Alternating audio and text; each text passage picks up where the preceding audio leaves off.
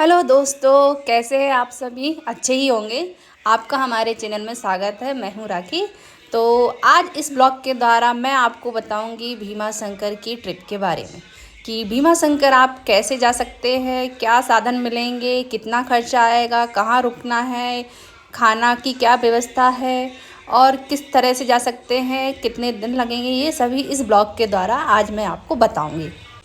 तो भीमा शंकर जाने के लिए सबसे पहले मैं आपको बता दूं कि पुणे से होकर जाना पड़ेगा, क्योंकि भीमा शंकर के लिए जो भी साधन मिलेंगे वो पुणे से ही मिलेंगे।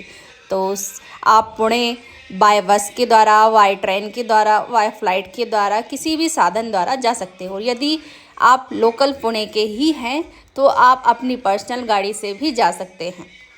तो सबसे पहले मैं आपको बताऊंगी बाय फ्लाइट के द्वारा, जिसके लिए आपको पुणे एयरपोर्ट के लिए जाना पड़ेगा, जिसका खर्चा लगभग 4 से 5 हज़ार रुपये आएगा।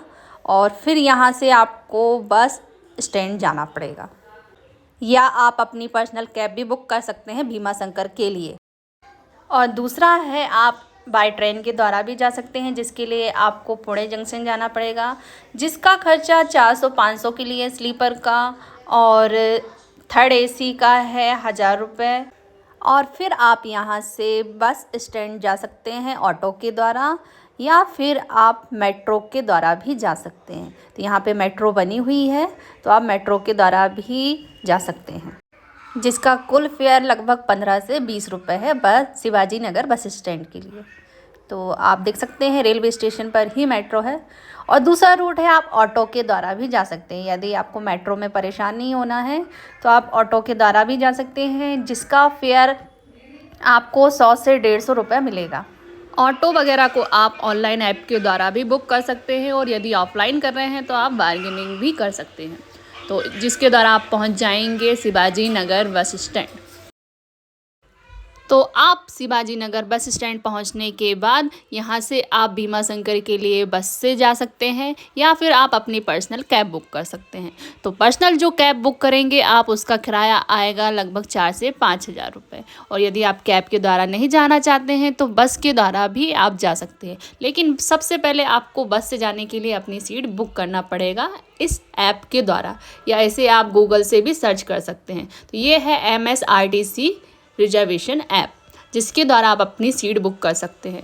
वैसे तो आप बस में ऐसे भी बैठ सकते हैं, लेकिन यहाँ से भीमा शंकर का जो रास्ता है लगभग 4 घंटे का है, जिसका किराया पर पर्सन ओनली 90 रुपये है, यानी 90 रुपीज़, जो कि ज़्यादा कॉस्टली नहीं है। क्योंकि यदि आप सीट बुक नहीं करेंगे तो कुछ इस तरह से आपको भीड़ का सामना करना पड़ेगा।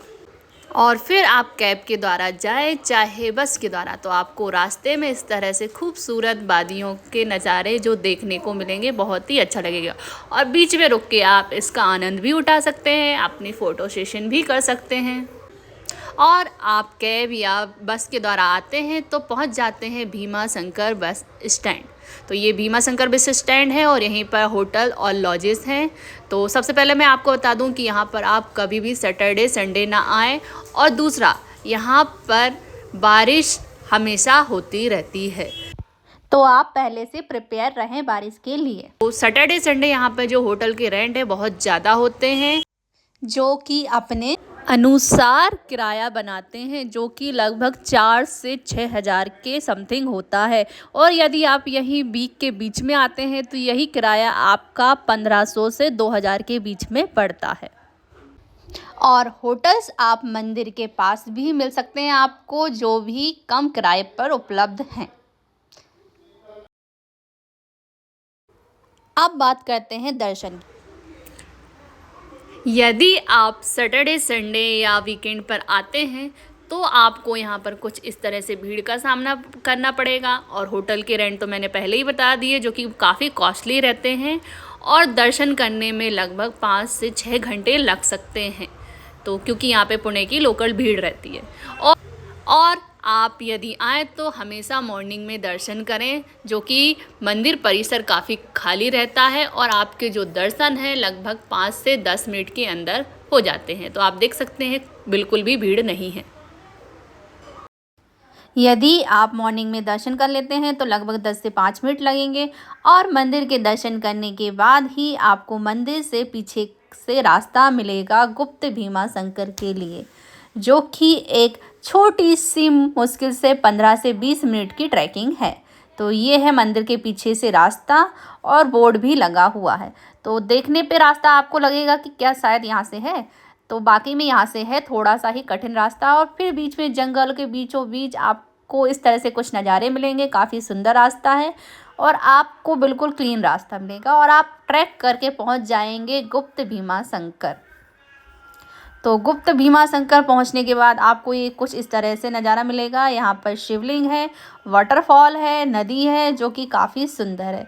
तो यहाँ के जो व्यू है, नज़ारे हैं, बहुत ही सुंदर हैं। और साथ ही यहाँ पर एक हनुमान जी का अंजनी मंदिर है और गणेश मंदिर है, जिसके लिए आपको इसके अपोजिट साइड से जाना होगा। अब बारी आती है खाने की।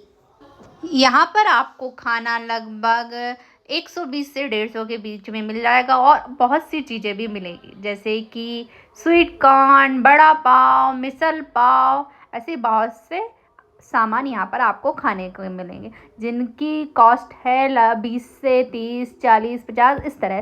तो सभी की अपनी अलग अलग कॉस्ट है। तो आप यहाँ पर महाराष्ट्रियन खाने का भी लाभ उठा सकते हैं। तो दोस्तों, इस तरह से आपकी ट्रिप यहाँ पे ख़त्म हो जाती है और मैं आपको कॉस्ट बता देती हूँ। यदि आप बाय बस और ट्रेन के द्वारा आते हैं तो कॉस्ट लगभग 2 से 2,500 के बीच पड़ेगा, और यदि वही आप फ़्लाइट के द्वारा आते हैं तो आपका यही कॉस्ट लगभग 6 से 7,000 हो जाएगा। और यदि आप अपनी पर्सनल कैब बुक करते हैं तो उसका किराया लगभग 5 से 6,000 और जोड़ लीजिए। तो सबसे सस्ती जो कॉस्ट होती है वो बाय ट्रेन बाय बस के द्वारा होती है, जो कि 2 से 2,500 के बीच में। तो इस तरह से आपकी ट्रिप कंप्लीट हो जाएगी। तो दोस्तों, हमने सारी जो जानकारी है वो आपको दे दी है और यहाँ पर हमारा ब्लॉग समाप्त करते हैं। और आपको हमारे द्वारा दी गई जानकारी कैसी लगी, हमारा ये ब्लॉग कैसा लगा, भीमा शंकर के बारे में जो जानकारी दी है वो कैसी लगी, कमेंट करके ज़रूर बताइएगा। और इसी के साथ ब्लॉग अच्छा लगा है तो लाइक ज़रूर कीजिएगा, ज़्यादा से ज़्यादा शेयर कीजिएगा, और सब्सक्राइब नहीं किया है तो सब्सक्राइब करना मत भूलिएगा। इसी के साथ हम अब आपसे विदा लेते हैं और मिलते हैं अपने नेक्स्ट ब्लॉग में। तब तक के लिए बाय बाय।